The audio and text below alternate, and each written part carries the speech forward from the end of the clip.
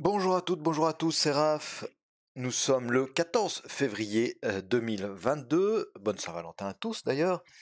Euh, on va regarder ce que j'ai fait ce matin sur le DAX. Alors j'ai fait une très très bonne journée, hein, honnêtement. Donc c'est pour ça que j'ai arrêté de trader, même si je pense qu'il y a encore pas mal de potentiel baissier, hein, au vu du contexte général.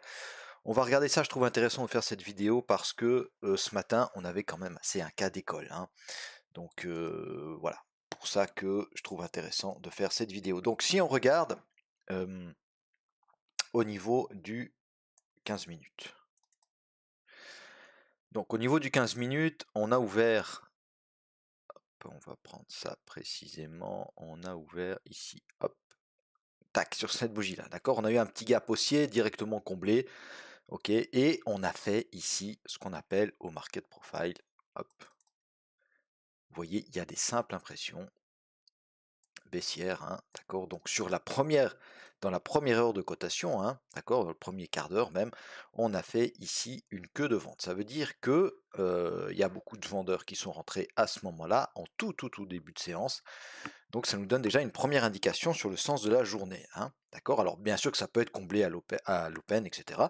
Mais ça n'a pas été le cas, hein. Il faut aussi prendre en compte le contexte, d'accord, le contexte des tensions internationales, d'accord, États-Unis, Russie, Ukraine, hein, c'est un espèce de triangle comme ça. On a des news dans tous les sens, hein, ça va attaquer, ça va pas attaquer, la diplomatie va gagner, non finalement on va quand même attaquer. Enfin bref, c'est pas très clair. Donc tout ça, toute cette instabilité un peu comme ça, elle fait peur au marché. D'accord. Mais même juste si on regarde techniquement, on a déjà ici première indication sur le sens de la journée. Ok. Moi, je suis arrivé sur les écrans aux alentours des 8 heures. Et puis j'ai commencé à analyser, donc j'ai mis mes niveaux, etc., hein, mon IB haute, mon IB basse, etc. Vous savez comment je travaille maintenant. Donc on ouvre en déséquilibre baissier, hein. Je vous remets un petit coup le market profile, d'accord. On avait la zone de valeur de vendredi, ok. Et puis, eh bien, évidemment qu'on ouvre en dessous, hein. On ouvre en dessous de cette zone de valeur, donc déséquilibre baissier, ce qui va bien avec notre fondamental, hein. Et puis avec cette queue de vente ici, voilà. Donc beaucoup d'éléments baissiers. Donc qu'est-ce que j'ai fait? J'ai pris mon premier trade. Alors on va regarder ici. Hop, comme ça il y a les petites flèches. Voilà.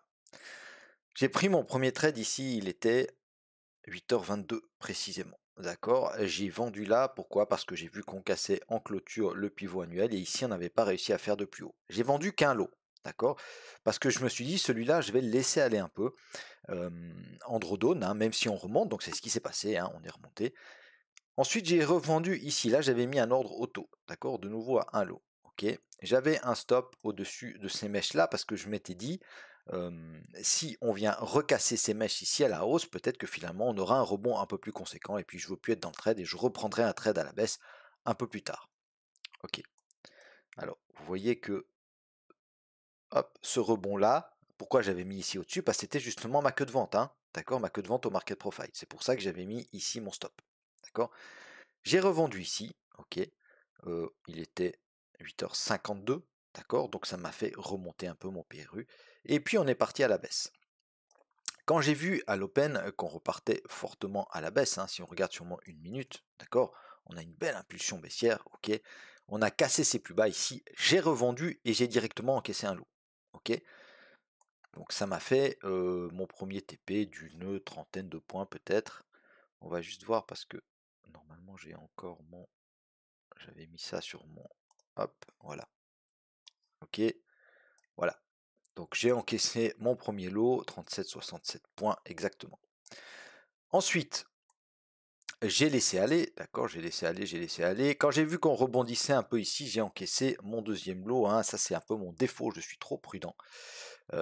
Et j'ai encaissé mon deuxième lot ici, d'accord, pour 67,67 points, d'accord. Donc ça me fait quasiment déjà une centaine de points, ce qui fait déjà voilà, plus de 3 fois mon objectif du jour, donc déjà très très bonne journée. Ensuite j'avais mis, alors quand j'ai encaissé ce lot là, j'ai fait une erreur. J'ai fait une erreur parce que, alors j'ai baissé mon stop, hein, j'ai baissé mon stop au-dessus de ces plus hauts ici, d'accord, parce que je me suis dit, voilà, ici on a refait une tentative de cassure de ces plus hauts, ça n'a pas passé, mais on n'avait pas fait de plus bas. D'accord, donc je me suis dit, voilà. Alors je mets ici mon stop, ok, on est venu pile chercher mon stop, d'accord? Et puis mon stop sur futur, en fait, quand vous mettez un stop, j'avais mis un premier stop, donc ici j'avais annulé mon stop, d'accord?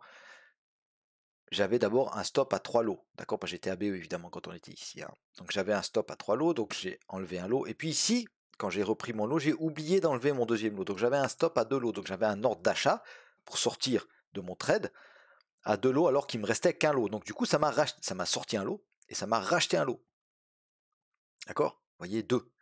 Ok? Alors que j'en avais plus qu'un. Donc du coup, je me suis retrouvé en achat ici et c'est pas du tout ce que je voulais. Donc j'ai coupé mon trade. Ok? Et ça m'a fait ma petite perte de, je crois, 13 points, sauf erreur.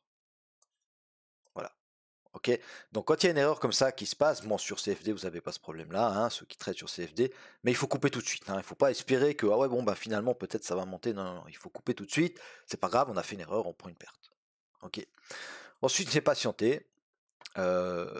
J'ai patienté parce que je sentais vraiment, voilà, avec ce mouvement-là, hein, je sentais vraiment que c'était très très fortement baissier. J'ai vu qu'ici, voilà, on tentait de repartir à la hausse, mais on n'y parvenait pas. Donc j'ai revendu une fois ici, ok, avec un stop assez court par là, hein, ok. Et puis j'ai revendu encore une fois quand on a cassé ses plus bas. Là j'ai encaissé rapidement, d'accord, parce que mon objectif du jour, il était clairement fait.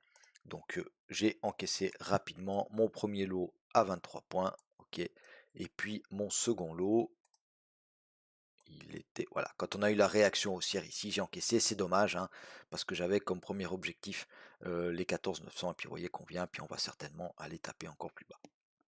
Mais toujours est-il que j'ai fait 181 points, que j'ai un objectif de 30 points, donc voilà, je fais pas souvent des journées comme ça. C'est mon style, c'est de l'intrascalp que je fais, d'accord, c'est pas du swing, c'est pas vraiment du day trading non plus. J'ai beaucoup de peine à garder mes positions plus que voilà, plus que quelques minutes. Et puis quand je suis devant l'écran, et ben je me dois. Alors des fois c'est utile hein, de gérer son trade au plus près, comme je le fais. Et puis des fois, ben voilà, on laisse de l'argent sur la table, hein, comme aujourd'hui. Mais bon, moi je peux pas être déçu d'une journée comme ça. Et je suis même très content, d'accord. Même si je me dis, bon bah si j'avais gardé au moins un lot, hein, j'avais bien vendu finalement, hein, parce que j'avais un PRU qui était juste en dessous de l'open cash. Et vous voyez que le potentiel, il était énorme, hein. Si j'avais encore un lot maintenant, allez pour se faire un peu mal, hein, combien j'étais à 101 je crois de PRU si je me rappelle bien. Bon allez prenons comme ça. Voilà 224 points. Donc ça serait juste avec un lot, hein, même si j'avais encaissé, j'étais encore à 3 lots. Donc même si j'avais encaissé mes 2 lots, juste avec mon dernier lot, j'aurais fait plus que ce que j'ai fait pour l'instant, hein. Donc vous voyez que tenir ces trades, ça vaut la peine. Mais il faut regarder aussi, alors ça aurait valu la peine aujourd'hui, d'accord. Mais si on avait eu une journée de range par exemple, et ben tout ce que j'aurais encaissé, je me serais fait BE si j'avais tenté de tenir mes trades. Donc il faut voir, voilà. Alors aujourd'hui, c'était pas bien d'encaisser vite comme je l'ai fait, mais voilà, sur le long terme, je pense que ça peut être quand même payant. Voilà mes amis, j'espère avoir été clair. Donc si on résume, un déséquilibre baissier, au niveau fondamental, c'est pas bon, il y a des craintes. L'Open nous confirme tout ça. Enfin déjà le pré-market nous avait confirmé tout ça avec cette queue de vente, d'accord. L'Open nous confirme tout ça, on casse directement l'IB basse à l'Open, ok, bougie impulsive, on a une petite réaction, mais ensuite ça s'enfonce. Donc voilà, très très baissier et on en est déjà à 3,5% de baisse, c'est beaucoup, mais ça c'est assez facilement justifiable par rapport au contexte fondamental, hein.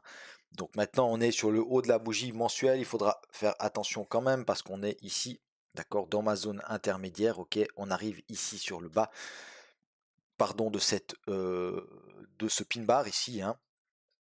Donc on a une belle mèche 4 heures quand même ici, on a le bas du mois précédent, on a le support 1 mensuel, donc là on pourrait quand même avoir un petit rebond, qui peut-être peut nous servir à revendre, hein, ok, mais faites attention, vendez pas maintenant, hein, patientez, d'avoir un petit rebond peut-être pour revendre, ou alors tenter un rebond, ça après c'est comme vous voulez, mais c'est rappelez-vous que si vous tentez un rebond maintenant, c'est du contre-tendance, donc sous levier, et puis stop court, hein, stop court, ou en tout cas stop clair, et vous êtes capable de sortir de la position si ça part dans le mauvais sens.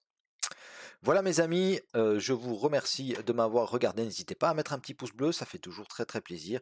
Et puis abonnez-vous à ma chaîne et on se retrouve très très vite au cours de la semaine. Salut, merci, bye bye.